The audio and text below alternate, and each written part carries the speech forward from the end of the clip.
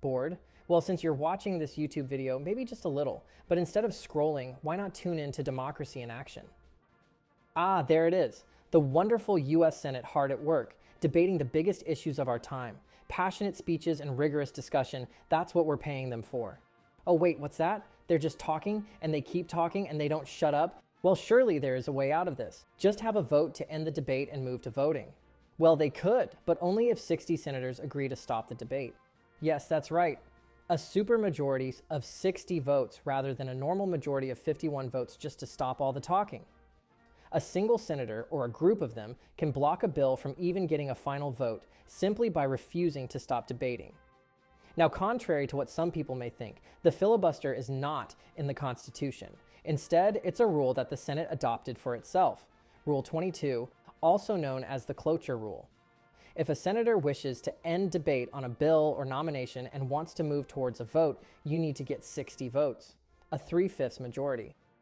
This rule has meant that in a partisan era, with just slim majorities, the Senate often struggles to perform many of its basic tasks because simply to make others stop talking, you need a whopping 60 votes. Who in God's name designed this? Why, of course, the Senate itself. Obviously. So is there really no way out of this puzzle? Is the Senate stuck with this rule for eternity until some bipartisan supermajority is to be found? Well, it seems there may be one. In 2013, Senator Harry Reid from Nevada invoked the excitingly named nuclear option. This is the procedure that allows a senator to nuke the rule of needing a 3/5 majority by getting rid of it with just a simple majority. Why is ending the filibuster called the nuclear option? Well, think about it like this. In the Senate, the filibuster is a powerful tool. It lets the minority block votes they don't like. But getting rid of it, that's like setting off a political explosion. It completely changes the game, wiping out a rule that's been in place for decades, launched by the Senate for the Senate. Here's how it worked. The senator raised a point of order, wanting some presidential nominees to only need 51 votes for ending debate instead of 60. The presiding officer ruled against him, citing existing Senate rules. But Reid appealed the ruling, sending the decision to a full Senate vote. With a simple majority, Democrats overturned the ruling, setting a new precedent. From now on, filibusters on most nominations could be ended with just 51 votes. Yes, this opens the door to another question, why you can't just filibuster the appeal, but to keep things simple, all senators agree that appealing a question cannot be debated. But for those dear filibuster lovers, do not worry. It still exists today, but there's a little bit of a problem. The filibuster is potentially unconstitutional. To understand this, we must open a can of constitutional lawyer-educated worms. The Constitution allows each House of Congress, the House of Representatives and Senate, to set its own procedural rules. For example, who sits where, how to vote, and so on. They get to pick their own rules by themselves for themselves. When it comes to voting, the Constitution at various points gives explicit details on how many votes you need for something to pass.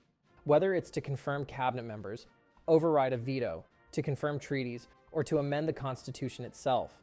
In all these scenarios, the Constitution is clear. You need 2/3 or a supermajority of the vote. But what does the Constitution say about voting on other things, such as normal bills? Well, it doesn't say anything. This brings us to the topic of implied principles within the Constitution. Yes, not everything is written down in the Constitution, even though we wish it did. Nowhere in the Constitution does it say that judges have the power to review legislation and, if unconstitutional, strike them down. But still, it's a fact everyone accepts today. Some things in the Constitution are just implied because the framers assumed they were obvious. So when it comes to the House of Representatives and the Senate setting their own rules, a simple majority always suffices. Otherwise, the Constitution would have told us we needed some different kind of majority. So if the Senate or the House wishes to change a procedural rule, it can always do so with just a simple majority. Still not convinced simple majorities are implicit within the Constitution? The Constitution gives Congress the power to create and maintain a navy, but nowhere does it specify how many votes are needed to pass such legislation. The result? Every Congress since the beginning of the Republic has passed a Navy bill with just a simple majority, because if they needed more votes, they assumed the document would have told them. So the Senate can set its own rules regarding voting if it wishes to do so. But if at any point more than a simple majority of senators want to remove that rule, they can. If we wanted to get even more theoretical, Imagine if the Senate 100 years ago adopted a rule saying, from now on, every Senate after us needs a 2/3 majority vote on every legislative bill. This would mean that every Senate that came after it is bound by the rules an older generation set for itself, and one it could only remove with 2/3. Luckily, the Constitution comes to our rescue. Remember, each house can set its own rules. Don't like the rule of the previous Senate? A simple majority will be enough to throw it out. Now you, armed with the power of a random YouTube video and undoubtedly much smarter than all your friends and family combined, would like to be the hero to save the senators from this filibustering misery. Unfortunately for you, your court experience will not go well, and your case will be dismissed almost immediately.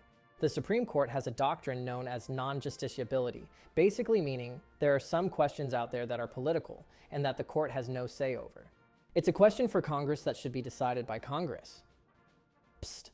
Just so you know, if you want to really be pedantically smart, the Supreme Court is technically not the final and only almighty arbiter of deciding what is constitutional and what isn't, but that's a topic for another time. Now to sum up, if the Constitution is silent on the vote count, you can assume it's just a simple majority. The Senate can impose its own rules, but can always take away those rules with just 51 of the votes. So if you ever become senator, which you of course will, now you know that a simple majority will always suffice to remove procedural rules of your house. What does the filibuster look like today? Miraculously, it has survived. Well, for the most part. After 2013, filibusters for most presidential nominations were done away with. And in 2017, the rulebook got nuked another time. This time, Supreme Court nominations could be confirmed with only a simple majority. But for most legislation, the filibuster still exists today, although when senators are in opposition, they tend to enjoy the rule. Of course, it still is a source of widespread irritation for both senators and the wider public. Maybe one day, the filibuster will meet its final nuclear explosion. Until then, senators will keep talking, and talking, and talking. But hey, at least now, the next time you're on a date, you can casually drop into conversation that the filibuster is probably unconstitutional. Which is of course the best way to guarantee another date.